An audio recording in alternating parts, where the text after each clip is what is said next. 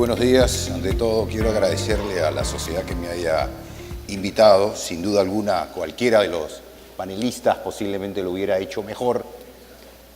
Yo trataré de sintetizar un poquito lo que, en mi opinión, visualizo lo que ha hecho el mundo, algunos países, básicamente la economía americana, que es el líder de la economía mundial, cuáles son los últimos cambios y cómo las demás economías del mundo se han ido acomodando en la medida de sus posibilidades.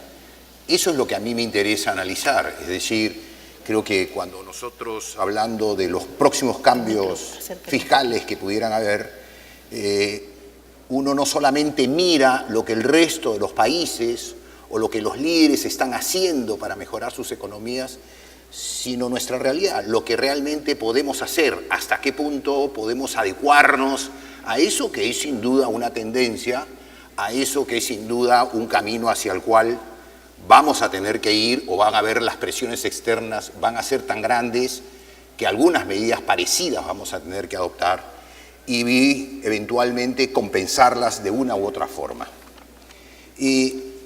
Yo partí de lo que está haciendo Estados Unidos, porque todos tenemos una idea de lo que Estados Unidos en términos de cifras representa. Es decir, si Estados Unidos hace una cosa, Canadá lo hace, México lo hace, Europa y la Unión Europea, por mucho que no les guste su líder, tienen que hacer lo que una economía de 21 trillones de dólares hace, lo que una economía de 160 millones de trabajadores realiza, donde su moneda representa el 60% de todas las reservas del mundo, donde recibe inversiones de 2 trillones y exporta inversiones 3 trillones. Es decir, es inmenso.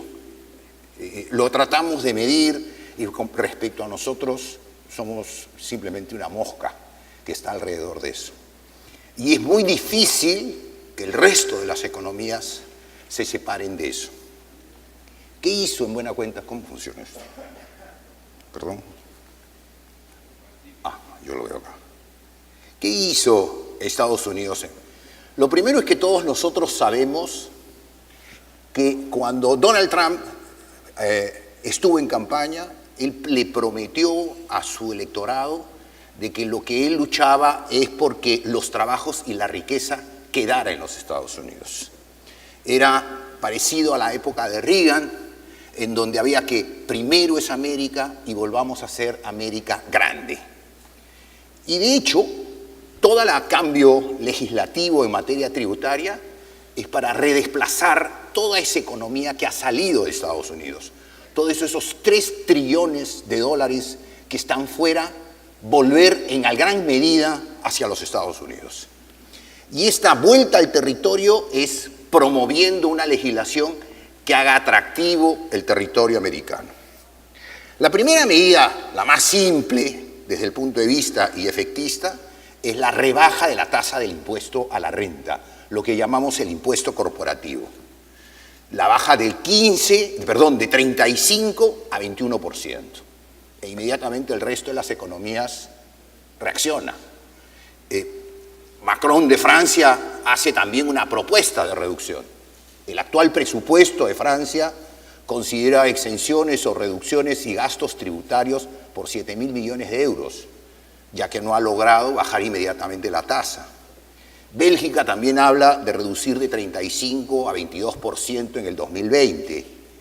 Inglaterra quiere marchar en la misma tendencia, es decir, también reducir su tasa de impuestos.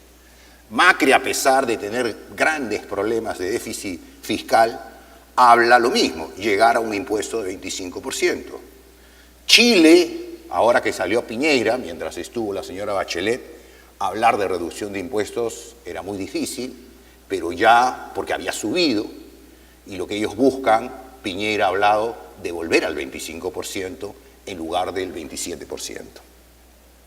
Brasil tiene un problema inmenso, tiene un déficit descomunal, no tiene la suficiente capacidad de gobierno como para proponer un cambio y por lo tanto Brasil es un tema pendiente. En la presentación que ustedes recibieron encuentran que hay más países que están haciendo más o menos lo mismo, es decir, lo mismo hace Canadá, va a 26, España 25, Rusia mismo de 24 a 20, nuestro vecino Ecuador habla de 22 y Dinamarca igual. Es decir, desde el punto de vista de lo que supone la tasa nominal del impuesto, todos marchan a reducirla.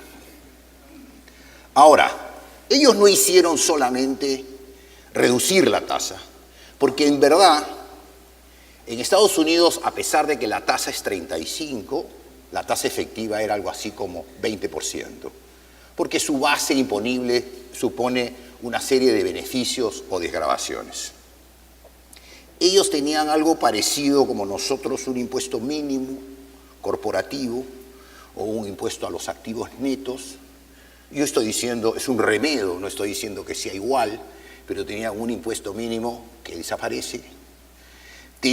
Han promovido lo que se llama la inversión en activo fijo. ¿En qué sentido? Nosotros tenemos un sistema de recupero de la inversión a través de una depreciación en la vida útil y de esa manera reducimos la base imponible del impuesto.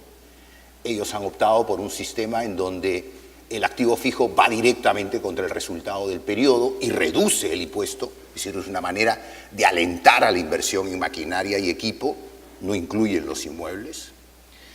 Nosotros tenemos un sistema de arrastre pérdidas de 4 años, o infinito, pero con el 50%, ellos van a un 80% para siempre, es decir, siempre hay una base imponible, aunque se tengan pérdidas del 20%. ¿Qué tengo? Hay un límite a la deducción de los intereses. Ellos permiten ahora la deducción de intereses hasta el límite de los intereses que perciben y con una base que se calcula más en función del evita, que todos ustedes conocen, que es 30% de eso. Como ustedes ven, Estados Unidos ha hecho un montón e incluso ha acogido lo que nosotros hemos experimentado hasta hace muy poco, que es el tema de la repatriación. Como a él le interesa traer parte de esos trillones de dólares que están afuera, en Estados Unidos se pagaba un 35% por el ingreso de las utilidades que generaban las subsidiarias en el exterior. Hoy todas las utilidades que hubiera tenido una empresa norteamericana acumulada en el exterior, la puede llevar a Estados Unidos y paga un impuesto del 15% si es que la mantiene en dinero, pero si la invierte en Estados Unidos, paga solamente 8%. Entonces, se ha generado una situación en donde la gente tiene, de alguna manera, una cierta expectativa de reactivar la economía. El fondo habló, y el fondo ya reestimó, que va a haber un crecimiento en la economía americana. Lo que no se sabe es si ese crecimiento va a ser sostenido. Es decir, de inmediato creció, las proyecciones hicieron que por el 18 y el 19 crezca, y el problema está en que todo esto le cuesta al país algo así como 1.5 trillones de dólares. Entonces, ¿qué esperan? Esperan que haya una mayor inversión, es decir, que la gente invierta más, porque hay normas que alientan la inversión. En la medida que más plata quede en las empresas y en las personas, no les he explicado, también hay una reforma que incluye a las personas naturales. Bajan la tasa del impuesto para los que más ganan, bajan la tasa del impuesto para los que menos ganan, porque elevan lo que se llama el mínimo no imponible. Entonces, se supone o se parte de la hipótesis de que esto va a traer como consecuencia que las empresas y el pueblo americano tenga más dinero y gaste más. No en vano el 65% del Producto Bruto Interno americano está basado en el consumo de las personas, ¿no? Es una economía que se mueve sobre esa base. La repatriación, ya Apple dijo que va a repatriar algo así como 215.000 millones de dólares que tiene afuera, y en lugar de pagar 70.000 millones de dólares de impuestos va a pagar 30.000. No se va a producir de la noche a la mañana, sino se producirá en el curso de los años, pero ya hay una idea de que eso va a ocurrir. Y por otro lado, las empresas podrían muchas empresas, en la medida que la tasa del impuesto es menor al de otras economías o más competitiva, muchas empresas podrían tomar la decisión de operar desde Estados Unidos en la medida en que existen posibilidades, digamos, tecnológicas, como servicios financieros, servicios tecnológicos. Va a ser difícil ver trasladar una mina a los Estados Unidos o una instalación petrolera. Eso nos da una cierta seguridad de que las empresas que invierten intensivas en capital, en activo, permanezcan, pero todo aquello que pudiera se está apostando por todo aquello que es más o menos recurso humano, se quede. Es decir, vuelva ya, que pueda atenderse tecnológicamente. Tal vez no todo es tributario. Yo siempre, aunque he sido profesor de Derecho Tributario, siempre he dicho que felizmente no todo es impuestos. La vida es más grande que el tema de impuestos. Lo mismo ocurre, no todo es tributario. Es decir, la tributación es un aliciente, pero hay también el tema laboral. Estados Unidos en temas de costo laboral es más caro. Pero yo al venir acá escuchaba al expositor de esta tarde, el señor Oppenheimer, decir que la robotización de la industria es una cosa de poco tiempo, que él visitó una industria donde de 200 necesidades de operarios, 180 eran robots y 20 eran personas. Entonces, hoy día el costo laboral humano nos puede proteger, pero a futuro no va a ser un elemento en la medida en que la industria en general se va a robotizar. Con eso nosotros, ¿qué podemos hacer? Nosotros podríamos pensar, y aquí hay una cuestión que a veces tenemos prejuicios, es decir, tenemos unas ideas equivocadas. En verdad, yo estoy con ustedes, no estoy en contra de ustedes. Ana, no quiero pagar más impuestos. Ojalá las tasas de los impuestos fueran menores. Ojalá no hubiera impuestos. Pero en la medida en que tenemos un Estado, lo tenemos que solventar. Es decir, la hipótesis Estado no existe, esa no es una hipótesis. Podrá ser un Estado más grande, más chico, que gasta poco o gasta mucho. Pero Estado tiene que haber. Y cuando hablamos del Estado, siempre nos imaginamos policía, nos imaginamos defensa, parlamento, pero hablar de Estado es también hablar de vaso de leche, de educación, de salud pública. Y entonces aquí es un poquito, yo en base a un trabajo que hizo aquí un gremio como la Cámara de Comercio de Lima, me encontré con una información que entiendo que ha sido distribuida en su momento. Es decir, nosotros tenemos un gasto más o menos del 21%, gasto fiscal, que no incluye el gasto financiero. Pero ese gasto comparativamente es menor de casi todas las economías que están ahí. Es decir, en lo mismo, hasta África gasta más que nosotros, en términos de una relación con su Producto Bruto. En temas de gasto, el fondo hizo una publicación, y de esa publicación de 85 países, nosotros estábamos en el 80. Es decir, no es que capaz gastamos mal. Puede ser, no estoy diciendo que gastemos más, pero lo que le gastamos es mal. Lo poco que tenemos no lo gastamos adecuadamente. Y las cifras más o menos comparan. Ustedes tienen ahí una lámina y si pueden ver, nosotros comparativamente en donde debemos gastar, que es en salud, en educación, en vivienda, gastamos menos y seguridad social, menos de lo que gasta el resto de la región de América Latina. Y si nos comparamos con economías grandes, con economías más ricas que nosotros obviamente gastamos mucho menos que ellos. Y tal vez gastamos más en vivienda porque habrá más necesidad de vivienda en este país. Entonces, la necesidad de ese activo se hace necesario. Entonces, un poco que el recortar el gasto no es una tarea fácil, es una tarea de mejorar el gasto, pero no es una tarea fácil. No es decir, porque decir vamos a gastar menos hasta podría ser que vamos a hacer insostenible la sociedad, ¿no? Porque el reclamo es permanente. Lo otro, ¿esto cómo funciona? Porque si no, no. Ahí está. Lo otro es ¿Qué nos diferencia de las economías más grandes? La primera cosa que nos diferencia es que nosotros tenemos un sector informal inmenso.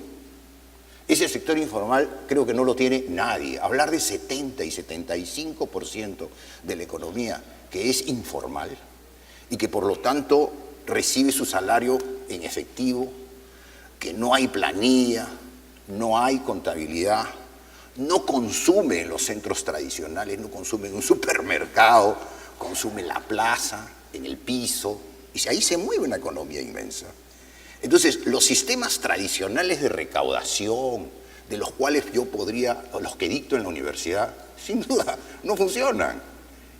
¿Por qué? Porque es otro tipo, es el 75% de informales. Gente que está fuera totalmente de eso. El segundo punto es que la informalidad solamente da estimación. Es decir, estimamos que sea 75%. Estimamos que la evasión es tanto. Estimamos. Es decir, toda la data que nosotros tenemos es una mala data. Si cuando Estados Unidos toma una decisión de modificar su economía y hacer, tiene la mejor base de datos del mundo. Y en consecuencia sabe cómo el consumidor, cómo las empresas van en teoría a reaccionar. Siempre hay un nivel de riesgo o de especulación, pero en general, teniendo una información, nos pasa a nosotros como empresarios, para tomar una decisión, miramos la información, miramos los estados financieros, miramos cómo están los empleados, y tenemos una idea para tomar una decisión. Pero si ese es un sector que no tenemos más que estimación, puede ser, serán tantos, es muy difícil tomar una decisión. Porque si no se tiene una data, la posibilidad de error es muy grande. Y si la posibilidad de error es muy grande, entonces mejor no se toma una decisión. Porque ¿quién va a pagar el costo de una decisión estructural que al final esté errada? Entonces, por eso es que los cambios en materia tributaria a veces son muy tibios. ¿Por qué? Porque el sector al cual estamos buscando que tenga un cambio de conducta o de comportamiento es un sector respecto al cual tenemos especulación de cómo actúa y cuántos son y dónde están. Además, la otra es que existe una idea, yo siempre he liado del lado privado, no del lado de la administración. Pero nosotros necesitamos una buena administración, tan competitiva como el sector privado, que nos trate bien, que conozca la norma. Hace poco en la primera parte escuchaba yo que el tema regulatorio no se conocían las regulaciones y eso genera problemas. Entonces necesitamos una administración tributaria que conozca la norma tributaria, que la sepa aplicar, que tenga los mejores talentos, que compita con los talentos de las mejores firmas, que la sepa retener, para que pueda actuar. Y eso cuesta plata. Y en eso capaz no lo haga, pero eso cuesta plata, ¿no? Y que tenga todo el soporte tecnológico, la infraestructura, para que pueda actuar y operar. Y en este país existe una gran desigualdad. Es decir, el principio de que paguen más los que más tienen, o el impuesto tiene que gravar a los que más tienen, es un problema, porque los que más tienen son muy pocos. Este es un país donde en todo el mundo está concentrada la riqueza, eso es verdad, pero en el Perú está más. Entonces, si nosotros creáramos un impuesto que sea realmente progresivo, lo que se llama, tendrían que pagar muy pocos, porque son los que más. Este no es un país de una gran clase media extendida, donde se puede difundir el impuesto entre millones de personas para solventar el Estado. Por eso nosotros tenemos ciertos problemas. No tenemos un verdadero impuesto a la renta personal, de persona natural. No lo tenemos. Cuando queremos hacer un ajuste ahí, nos creamos un problema. En muchos estados de los Estados Unidos se tiene el impuesto más importante, es el predial. Y en base al predial se solventa gran parte de la economía de la ciudad. Nosotros no tenemos un impuesto predial. Y si queremos ajustarlos, tenemos problemas. ¿Por qué? Porque tampoco, no todos tienen propiedad. La propiedad está concentrada también. Y tenemos unos aranceles que vienen desfasados. Y si los subimos, creamos un problema. No es fácil, es un poquito hacia dónde voy, ¿no? Tiene unas complicaciones. Ahora, lo que sí es claro es que caímos en el 12. Estamos hablando, eso es del 12.5 o 7, no me acuerdo, por ciento del PBI, es una cifra inaceptable. Es decir, eso muestra que sí, no hay para pagar, hay que pagar la luz cada vez que se entra a una oficina. Y entonces, vamos a seguir creciendo en el gasto, hay que gastar. Si decimos lo que hacen los otros países, bueno, vamos a seguir gastando y hay que obtener más plata, va a haber más presión. Esa es una realidad que va a ocurrir. Ahora, ¿a quién le cobramos? Pero también hay una cosa que es cierta antes de decir a quién o cómo. Esta es una data anterior, porque sobre la del 12% todavía no se ha desarrollado. Pero hablar de 12 o 14% de presión tributaria es teórica. Es teórica porque si uno le suma el seguro social, eso sube a 15. Si le sube a los gobiernos locales, sube a 15. Si le sube la seguridad social, la presión sube a 17. Si le sube lo que le pagamos de regalías y otros gravames de cada sector, subimos a 18.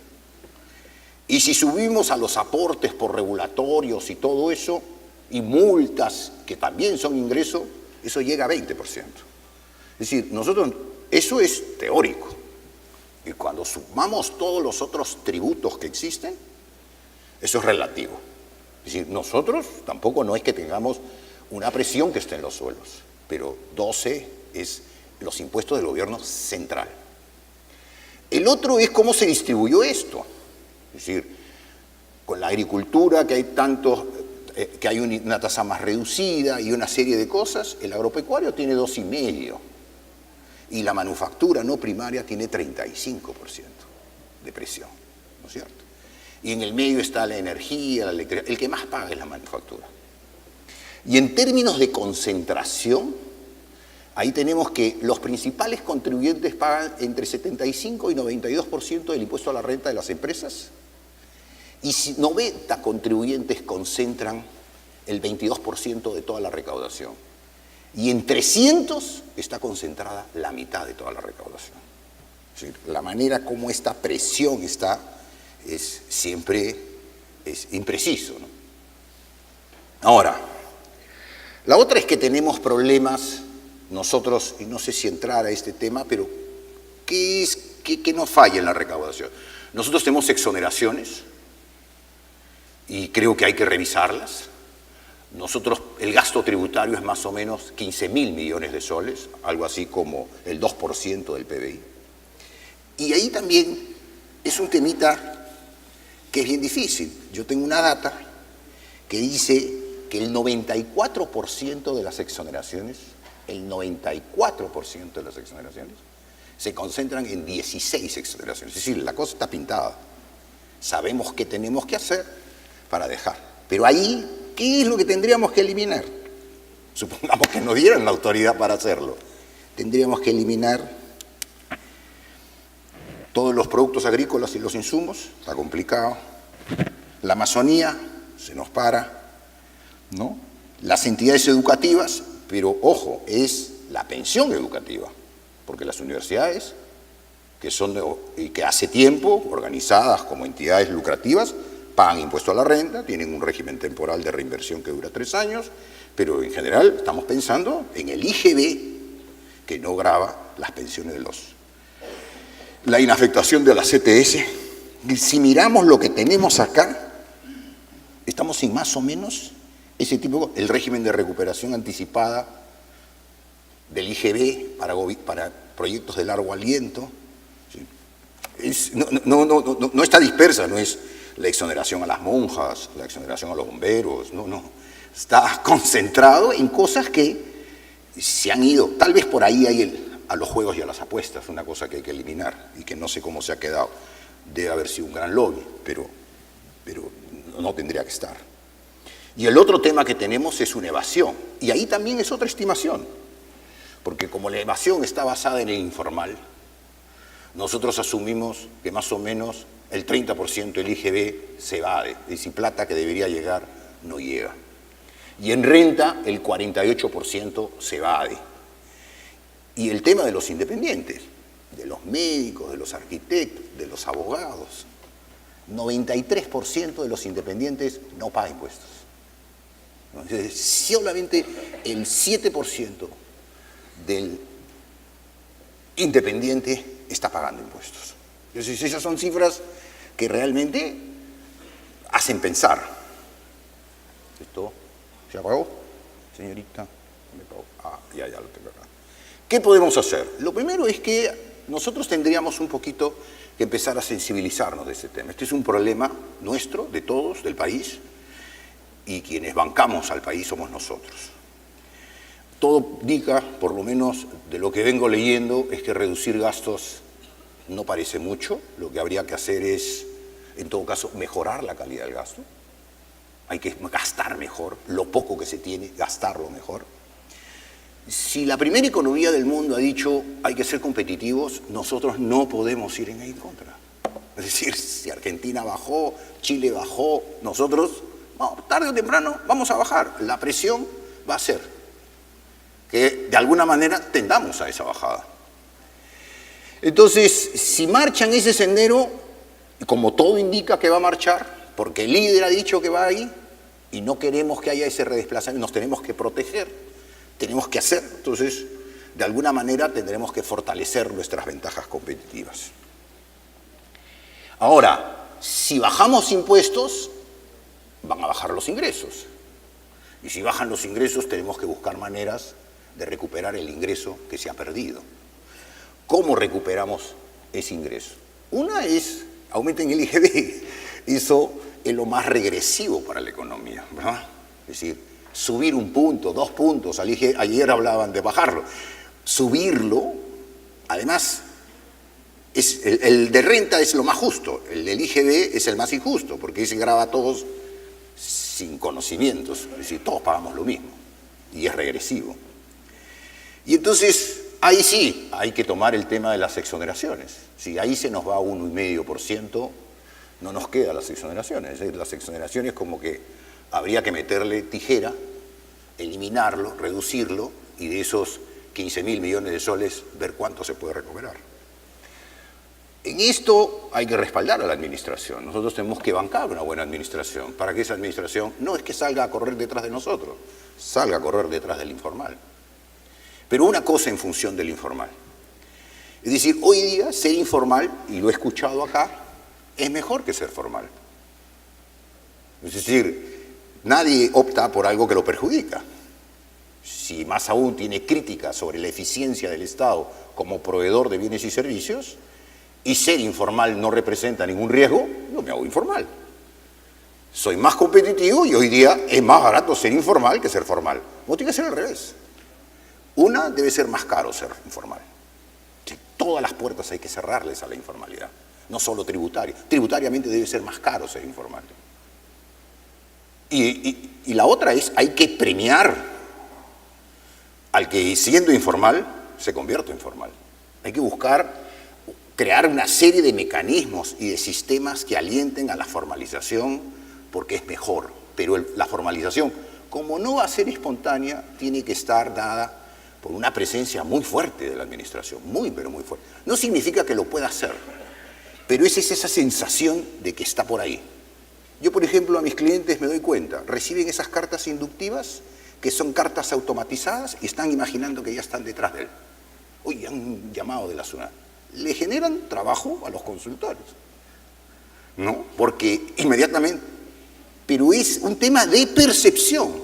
Igualito están, ni se han dado cuenta. Esa es una carta matemática electrónica. Entonces, el tema de percepción es tan importante como el de efectividad. La administración debe ser percibida, no como la amiga, la compañera, es el cobrador que está en la esquina, el cobrador que sabe. Es un rol, no es un rol agradable, pero es un rol que tiene que ejercer para beneficio de todos nosotros. La otra es un tema que es la cuña tributaria. Yo leí un artículo muy bueno. Cuña tributaria es lo que a nosotros nos cuesta contratar a un trabajador. Es muy caro. Definitivamente es más caro que Chile y más caro que la de vida de la mayoría de los países. Entonces, hay que hacer más barato contratar a un empleado transformal. No queda otra. Porque ese señor que es formal va a recibir su sueldo formal, va a gastar formalmente, ¿no? Va a pedir. Yo creo que la última del ministro de Economía un poquito no se supo explicar, después tratando de analizar. La idea era no que pagaran impuestos, sino decir, si no me traes factura, tú pagas impuestos. Porque el comprobante de pago no le sirve para nadie. Y si el comprobante de pago no me sirve, ¿para qué lo reclamo?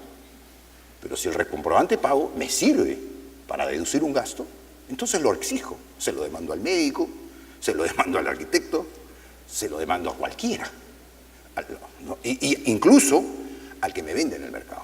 Porque va a contribuir a que yo no pague. Pero para que yo lo demande, yo tengo que pagar. Si no, la pago yo. Entonces hay que trasladarle esa factura al proveedor para liberar al contribuyente consumidor. Creo que si nosotros no tenemos por eso muchas, es decir, es eliminar las exoneraciones, es incentivar duramente la formalización, porque todo tiende a decir que va a haber alguna tendencia, no digo que este presupuesto, ¿no? Pero la fuerza de la economía internacional es tan grande que podría ocurrir eso. Bueno, yo no tengo nada más, estoy seguro que mis amigos, los panelistas, lo harán mejor. Muchas gracias. Y a continuación, cada uno de nuestros panelistas tendrá 2 rondas de comentarios, la primera de 5 minutos, que agradeceremos ajustarse lo más que se pueda. En primer lugar está el señor Román Miu, es un gestor y del sector de la pequeña empresa, actualmente director del Comité de la Pequeña Industria. A continuación. Muy buenos días. Bueno, primera vez que a la pequeña industria o la pequeña empresa le van a dar la prioridad de ser el primero, ¿no? Así que agradezco por el programa. Uno de los temas más importantes, unas palabras que quería rescatar del panel anterior, decía que los empresarios somos clientes del Estado. Con todo respeto, yo quiero hacer una pequeña observación. Nosotros los empresarios no somos clientes del Estado. Nosotros somos socios, o el Estado es socio conmigo como empresario. ¿Por qué? Porque los impuestos que yo estoy pagando, en el caso, pongamos, de pequeña empresa, es más del 50% de mis utilidades. Y si yo tengo a alguien que toma el 50% de mis utilidades, yo no soy un cliente, yo tengo un socio. Y el problema está que este socio que tengo a mi lado no me da ni un beneficio y solo viene a cobrar sus utilidades cada año, y no solo cada año, cada mes, porque me pide que le aporte una cuenta, ¿no?, todos los meses. O sea, es peor que un socio mío. Por lo menos mi socio le voy a decir, oye, espérate que por lo menos un trimestre o un semestre te daré un adelanto, pero este socio quiere todos los meses. Bueno, solo es un comentario al respecto. Mire, mirando las cifras de los contribuyentes formales, la micro y pequeña empresa es el 99.3% de los formales. La mediana empresa 0.2% y la grande empresa 0.5%. Estamos hablando en porcentaje. No pongo números porque nos asustaríamos mucho con los números. Mejor nos quedamos con los porcentuales. Entonces, pero si desagregamos micro y pequeña empresa, microempresa es 95%, pequeña empresa 4.3%. Entonces, si hacemos una suma de los realmente formales, solo estamos con el 5%, porque este 95% de la microempresa es sobrevivencia.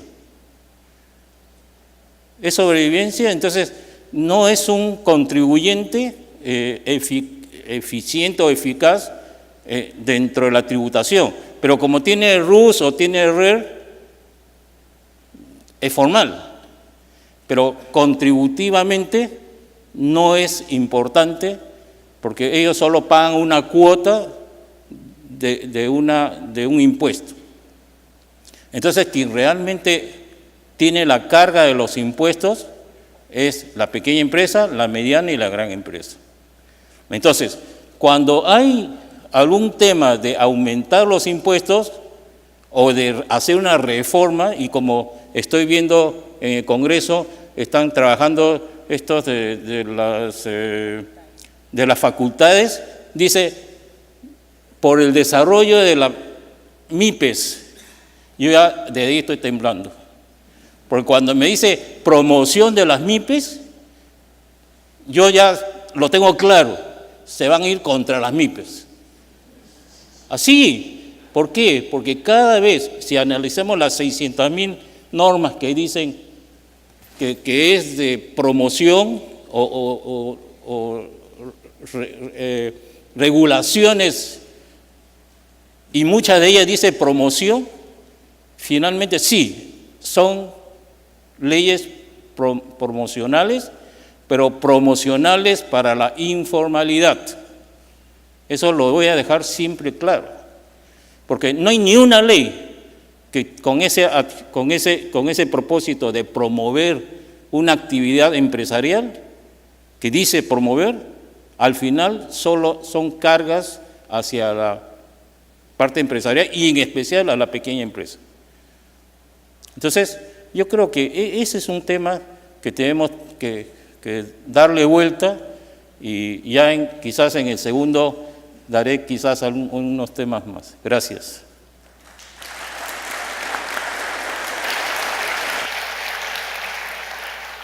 Gracias, señor Miu. A continuación tenemos a la doctora Rocío Olivo Arévalo. Ella viene por el estudio Miranda Amado y esperamos sus comentarios.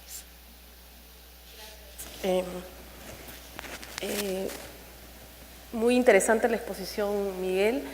Creo que es bastante ilustrativa de lo que viene sucediendo en otros países. Yo más bien quería hablar de lo que desde mi palestra veo que viene sucediendo con el aspecto tributario aquí en el Perú, ¿no? Hemos hablado de una presión tributaria agregada que es bastante baja, pero lo cierto es que esa presión tributaria se distribuye entre muy pocos contribuyentes del sector formal, ¿no? La tasa del impuesto a la renta hoy en día 29.5% frente a, por ejemplo, Estados Unidos, que ha reducido a 21%, pero no podemos simplemente quedarnos en una comparación de las tasas nominales, ¿no? Lo que viene pasando hoy en día es que la tasa efectiva de impuesto a la renta de las sociedades es mucho mayor, ¿no? Y esto no viene dado por grandes fiscalizaciones que esté haciendo la administración tributaria, por ejemplo, buscando fraude de ley o persiguiendo la evasión tributaria, ¿no? Sino viene por una tendencia que se viene produciendo y que viene avalando el Tribunal Fiscal en cuanto a observar las deducciones de gastos y costos de las empresas, por la falta supuestamente de fehaciencia de los gastos, ¿no? Entonces tenemos empresas, desde pequeñas empresas, medianas empresas, grandes empresas, donde la administración tributaria está poniendo en tela de juicio absolutamente todos los gastos que la empresa ha efectuado. No estoy hablando de grandes facturas, no estoy hablando de el gasto de un servicio de ingeniería pagado por, no sé, 1 millón de soles en un año. Estoy hablando de facturas de servicios de alimentación a los trabajadores, servicio de transporte a los trabajadores, ¿no? Vimos el caso nosotros de una empresa minera que había contratado los servicios para la construcción de una unidad minera, y la administración le observa que no le observa los gastos de transporte de los trabajadores porque dice que no está el papel suscrito por los trabajadores que fueron transportados por esta compañía formal que prestaba el servicio de transporte.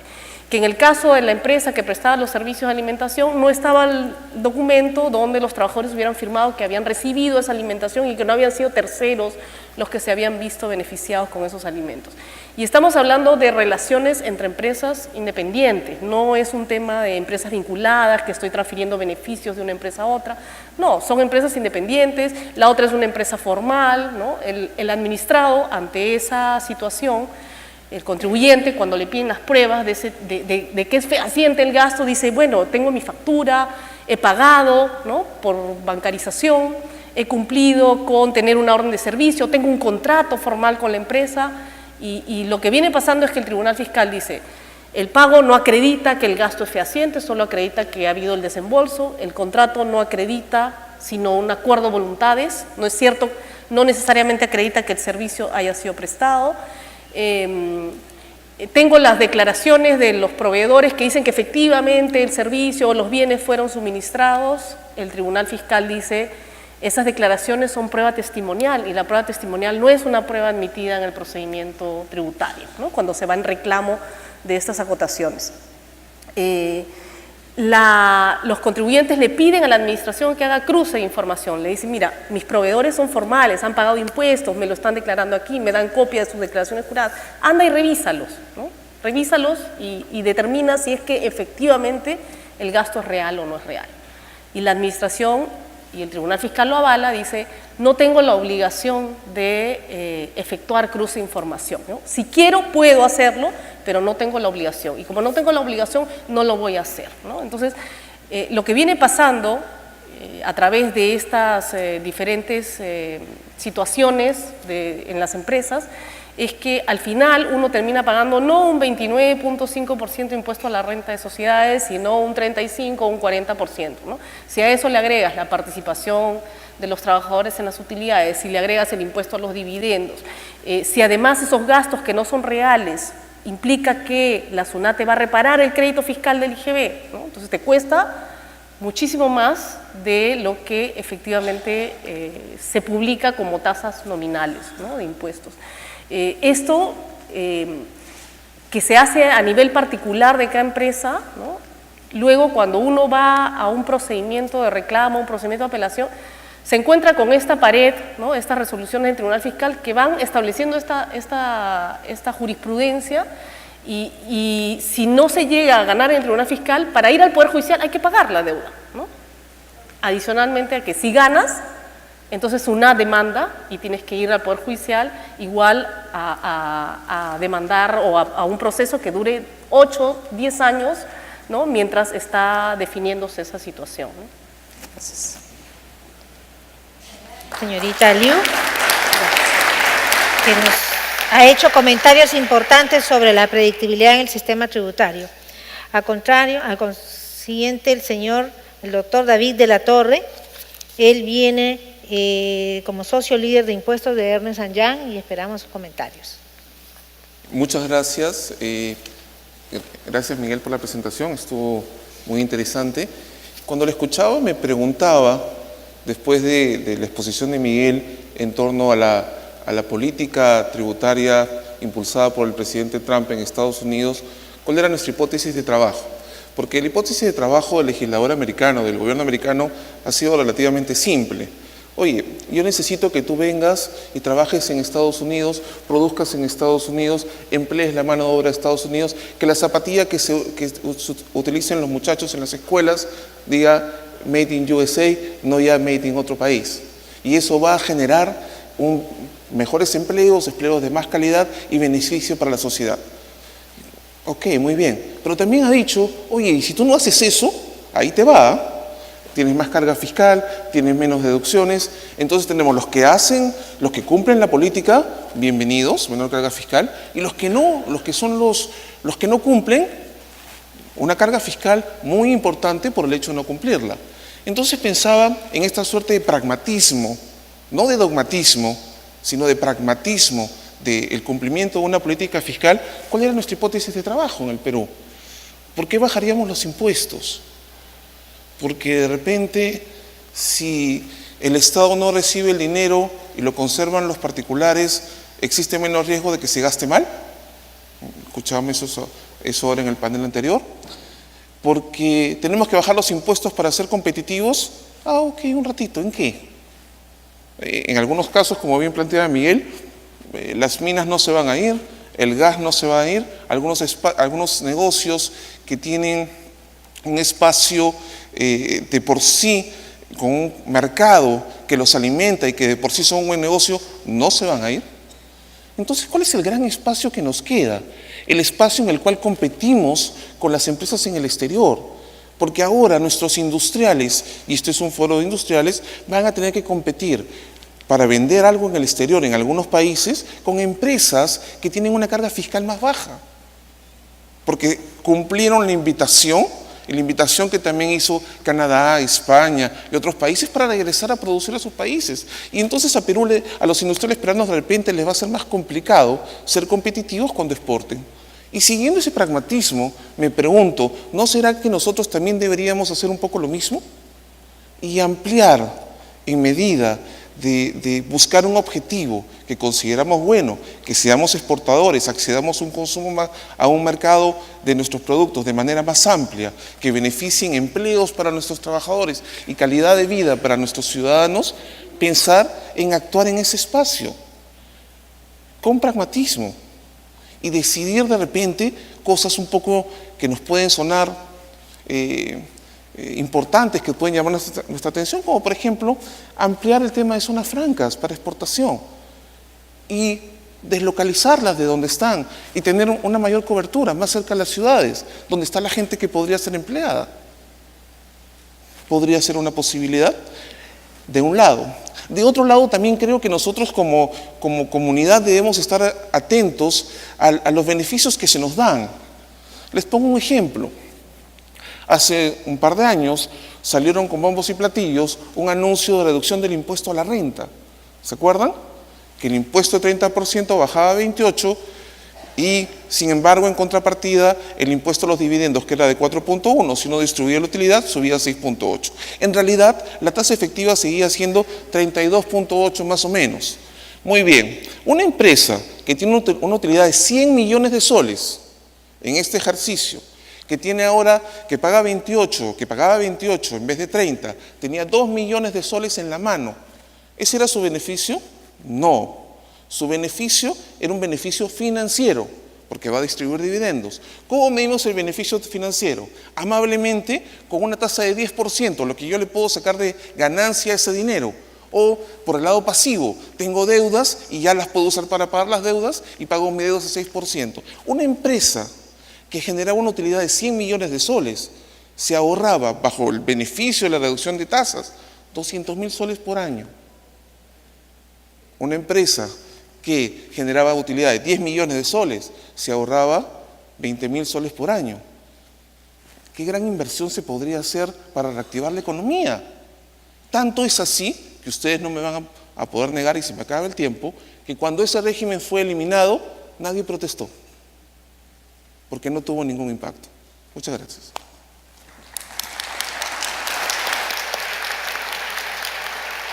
A continuación, y para cerrar esta primera etapa, tenemos al señor Leandro Mariátegui como director de la Sociedad Nacional de Industrias.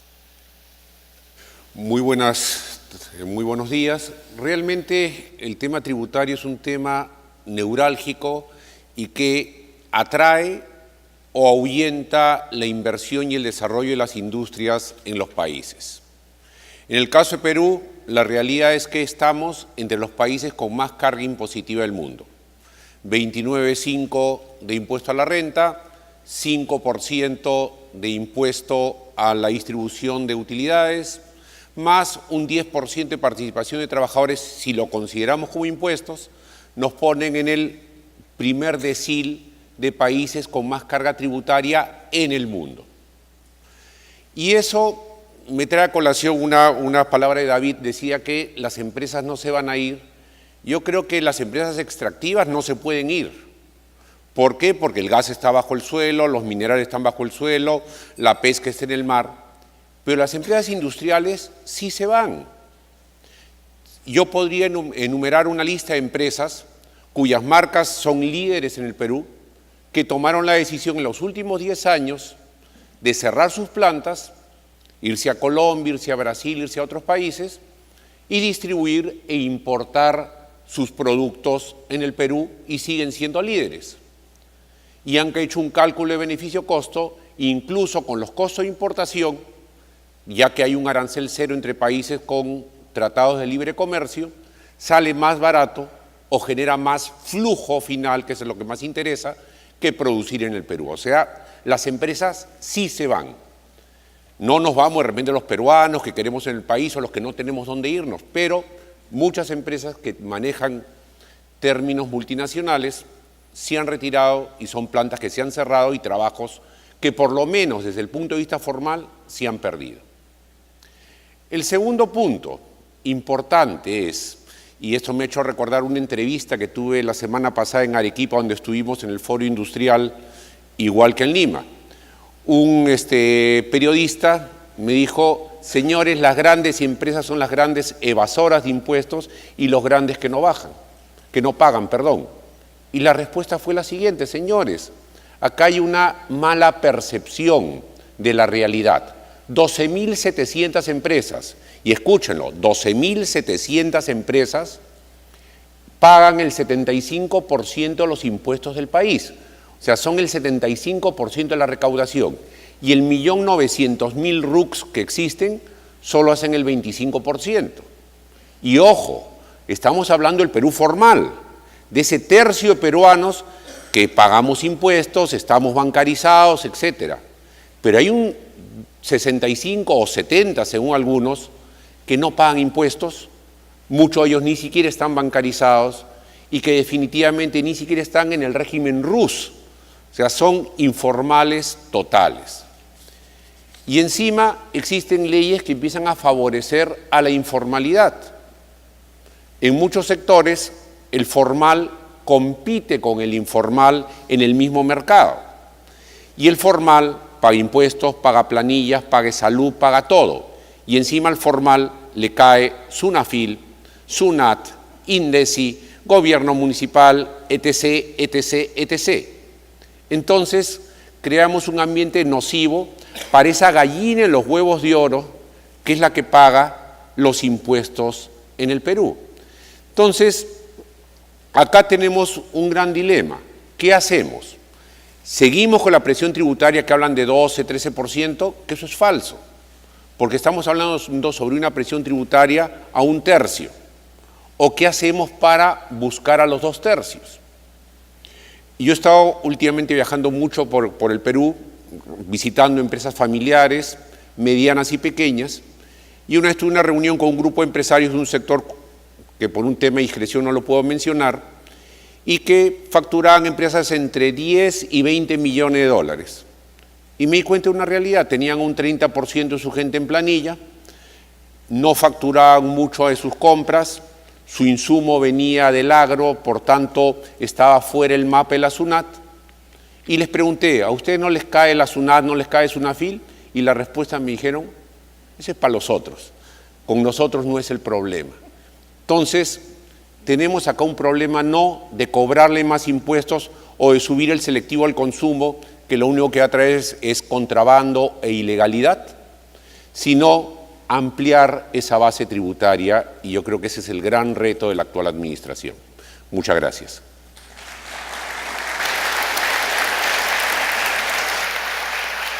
Una vez culminada esta primera ronda, invitamos en el mismo orden a los panelistas a la segunda parte. Esta vez por 3 minutos. Gracias. El tema mayor de todo esto es no cargar más impuestos a este 5% de formales, o sea, estoy hablando de la pequeña, mediana y gran empresa. Yo creo que a este grupo de empresas que ya está formalizado y ya está tributando, déjenos tranquilos seguir trabajando. Lo que hay que dictar medidas como ese 95% que realmente está en la informalidad. Claro, oficialmente se dice 74%, pero realmente ya no percepciones, sino en el campo, es el 95% que está evadiendo en alguna forma o no está pagando impuestos en una u otra forma.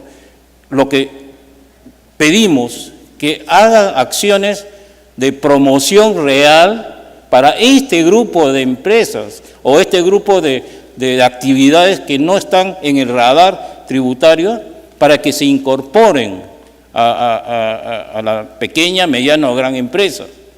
Porque si todos los días van a estar mirando siempre este 5%, este 95% va a estar happy siempre. ¿no? Y este es el Perú que está creciendo más que este 5% en este momento, si queremos buscarle una comparación. Ahora, ya, ok, no todo es llorar, vamos a poner algunas medidas. Hoy en día, los fiscalizadores de la SUNAT, según ellos mismos dicen, no son suficientes para fiscalizar a todas las empresas. Ok, pongamos a los 32 millones de peruanos a fiscalizar. Nosotros como pequeña empresa hemos puesto una idea, se lo hemos dicho a la SUNAT, pero transgiversar un poco nuestra idea, pero de todas maneras se lo queremos volver a reiterar. En estos momentos las boletas, ¿qué hacemos con nuestra boleta? Ya dijeron algunos panelistas. Nos dan la boleta y lo tiramos a la basura. Ok, esas boletas deberían tener un valor de recambio. O sea, ¿cuál es nuestra idea? Que todas las boletas que una persona natural recabe pueda ser utilizado para rebajar dos temas que todos los peruanos necesitan. Uno, seguridad social. O sea, de todo lo que yo pueda juntar en boletas, destinemos el 2% de todas las boletas que yo pueda juntar, que ese 2%, una parte sea para seguridad social, o sea, mi seguro. Si es que no tengo seguro, no estoy formalmente en una planilla. Y si estoy formalmente en una planilla, ese saldo o ese monto que me sirva para, ¿cuál es el otro problema importante para nosotros los peruanos? Mi jubilación. Entonces, solo estos dos temas, seguridad social, seguro social, tengo dónde ir a acudir para poder curarme ante una eventualidad de una enfermedad, y dos, para cuidar mi vejez. Y estoy seguro que desde que salga un dispositivo de esa índole, mañana mismo, hasta al ambulante le van a pedir boletas porque me va a servir. Hoy, ¿qué pasa con las boletas? El SUNAT mismo dice que no hay forma de cruzar información en que el que lo emite con el que lo recibe. Ok, esta es la forma de cruzarlo. El Mundial ha sido un buen ensayo. ¿Qué ha sucedido con el Mundial? SUNAT, ¿qué ha dicho? Vamos a sortear varios paquetes para el Mundial, para el fútbol. ¿Qué tenía que hacer? Juntar boletas y declararlo a SUNAT. ¿De acuerdo? Entonces, esta gente ha estado juntando sus boletas por tratar de ir al Mundial. Pero esto es coyuntural. Pero a largo plazo, que me sirva para seguridad social y que sirva para mi jubilación. Gracias. Importantes aportes, señor Miu. Lo que sí, al final, de repente, los fiscalizadores se van a quedar sin trabajo, ¿no? Bueno, la señorita, a continuación, Rocío Liu. Sí, en relación, y continuando con lo que venía comentando, la administración tributaria tiene, o sea, estoy de acuerdo con Miguel, con que la administración tributaria tiene que ser fuerte. O sea, sí necesitamos una administración tributaria fuerte que controle la evasión. Pero eso no le da derecho a abusar de los contribuyentes. Entonces, lo que ha venido pasando es que con la anterior administración, ¿no? Se impulsó todo este tema del nuevo paradigma de la SUNAT, ¿no? La SUNAT es tu amiga, es tu socia y no voy a abusar de las facultades de fiscalización. Entonces se flexibilizó un montón la fiscalización, pero ahora que hay el déficit fiscal, entonces la consigna es vamos y recaudamos de donde sea y como sea, ¿no? Entonces, en mi opinión, la administración tributaria no puede estar en esos vaivenes, no puede estar un día es tu amiga y el otro día, ¿no?, tu peor enemigo. Entonces, no puede ser bipolar, como dice Miguel. Efectivamente, tiene que tener una línea de acción, o sea, no es un privado que puede actuar un día de acuerdo al humor con que se levantó y al día siguiente con un humor distinto. Tiene que tener una línea de acción y un plan para atacar esas brechas de evasión. Efectivamente, el tema del sorteo de comprobante de pago lo vine haciendo hace una serie de años y ahora la novedad es que ha sorteado paquetes para el Mundial. Pero tiene que haber otras formas de inteligencia para detectar dónde están las brechas de evasión.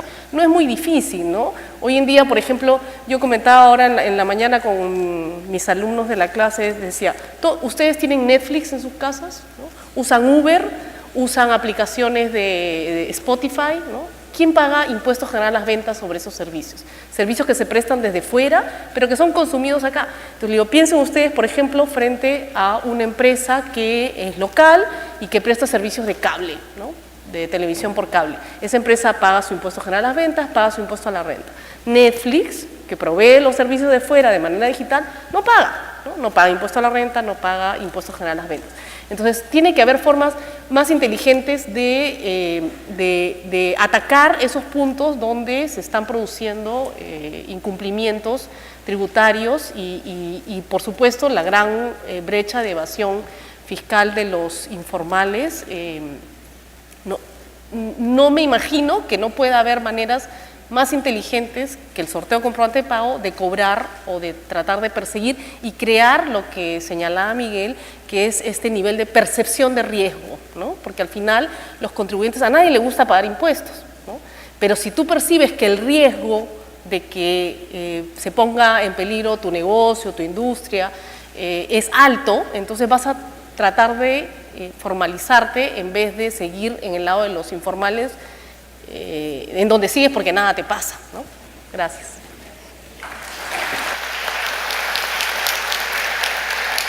Doctor David de la Torre. Muchas gracias. Dos temas. Uno, retomando el comentario anterior. Es un hecho, y es cierto que hay empresas industriales que se van, pero es interesante no perder de perspectiva algo. Es un hecho también y un dato que cuando se han ido a Brasil, a Colombia, pero Brasil y Colombia tiene una carga fiscal similar a la peruana y Brasil, sin duda, mucho más alta que la peruana. Entonces, de repente hay algo más ahí, más allá que la tributación. Punto uno. Punto dos, estamos hablando, comentando la exposición de Miguel en un foro cuyo tema es la baja de impuestos y el Perú. Pero uno escucha las discusiones que ha habido últimamente en los medios en torno a tributación y a las propuestas del Ejecutivo en torno a las cobranzas de las deudas y pareciera que lo que falta es recaudar, ¿no?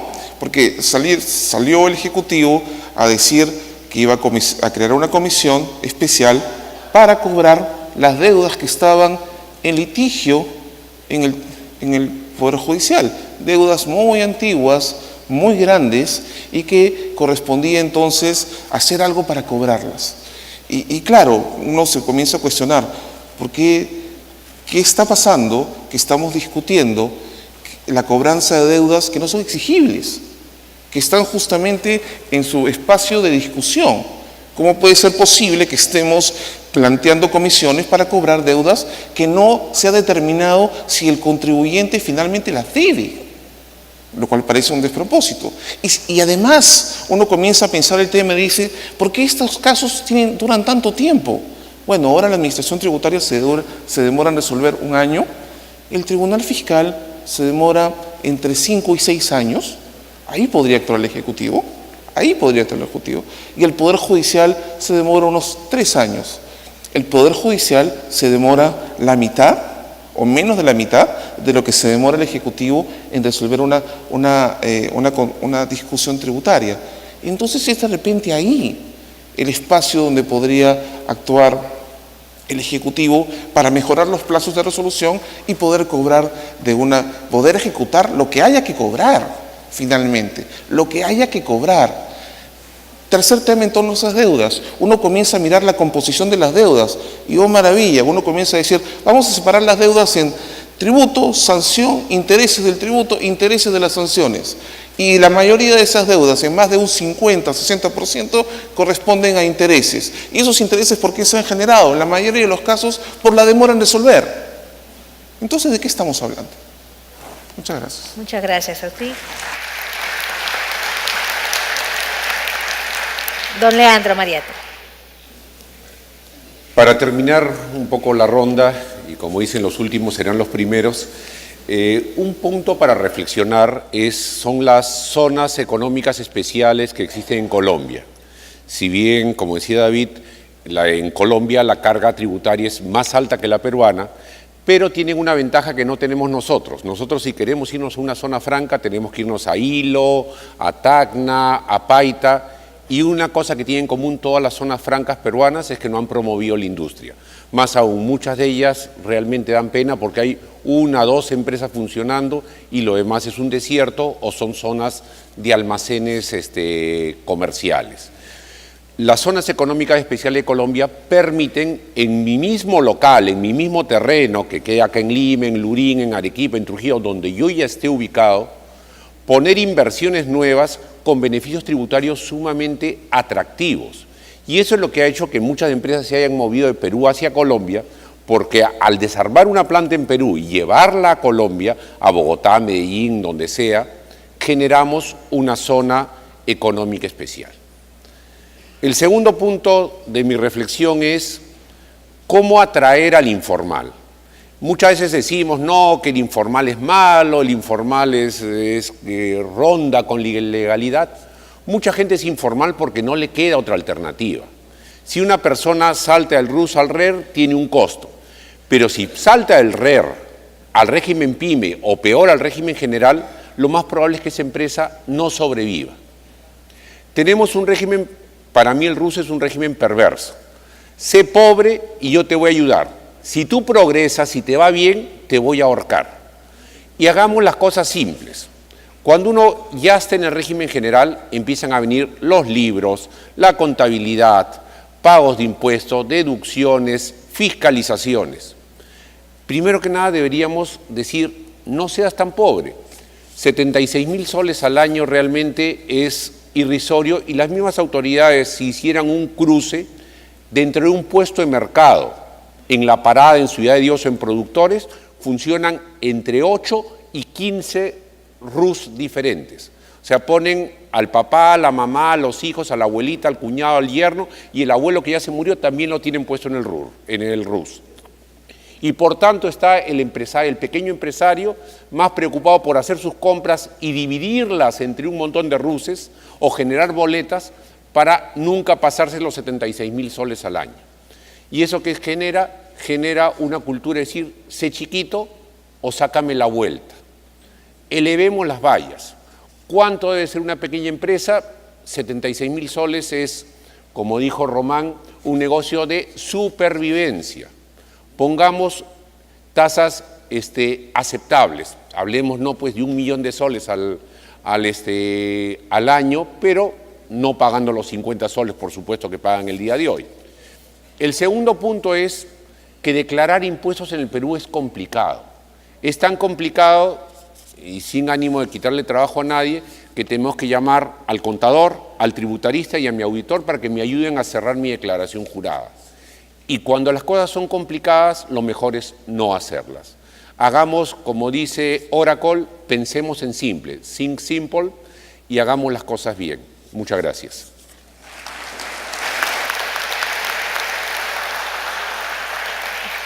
Finalmente le damos la palabra a nuestro expositor por 2 minutos para las palabras finales. Esto funciona. Sí. Yo tengo la impresión, para mí informal siempre es malo. Es decir, la informalidad, por lo menos para mí es malo, y la informalidad hay que erradicarla y eliminarla. La informalidad nos cuesta a nosotros. Por eso el agobio fiscal, por eso incluso fallos del tribunal que pudieran ser totalmente inconsistentes. Por eso la tasa del 29 es 35 porque no nos permiten deducir infinidad de cosas. Es decir, la factura la paga alguien, la pagamos los formales. Es decir, en la medida que tengamos un sector informal tan grande, entonces hay que trasladarle y la pagamos nosotros. La informalidad es un cáncer, es un veneno para la economía. Entonces, creo que nos cuesta imaginarnos de que no debemos vivir con ella. Yo estoy con Román, me ha parecido extraordinaria. Aquí hay 33 millones de peruanos y tenemos que ir en contra de la informalidad. La factura nos tiene que servir. de alguna manera alguien tiene que salir a pedir comprobante de pago y ese comprobante me tiene que servir. Al grande le servirá, al pequeño, a todos les tiene que servir su factura. Y ahí, cuando nosotros nos demos cuenta de que todos pagan impuestos en mayor o menor medida, entonces el agobio fiscal va a ir bajando o reduciéndose. Los regímenes simplificados no pueden ser regímenes de refugio, son regímenes temporales a los cuales deben acceder estos pequeños 1 año, 2 años, para salir de ahí y cumplir con todas sus obligaciones. No digo con las tasas normales, naturales de una empresa grande, pero sí en proporción. Sí, hoy día nosotros cada día metemos más gente al RUS o al RER y eso es incontrolable. Y la gente incluso busca mecanismos a través de los cuales parten sus actividades no en 1, en 2, en 3, en 4, en 10 pedazos para seguir metidos en un régimen que ya no les corresponde o ya no les toca. Entonces, si nosotros si tuviéramos conciencia realmente del nivel de daño que causa la informalidad, todos estaríamos, sobre todo nosotros que somos formales.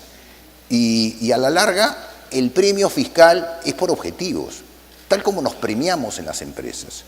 Creo que como sociedad tenemos que llegar a tener un objetivo, incrementar la recaudación, reducir la informalidad, hacer que haya más empleo formal, haciéndolo más barato, y al final vamos a darnos cuenta que vamos a tener un premio, tendríamos que pagar menos impuestos, en términos de lo que hoy día pagamos.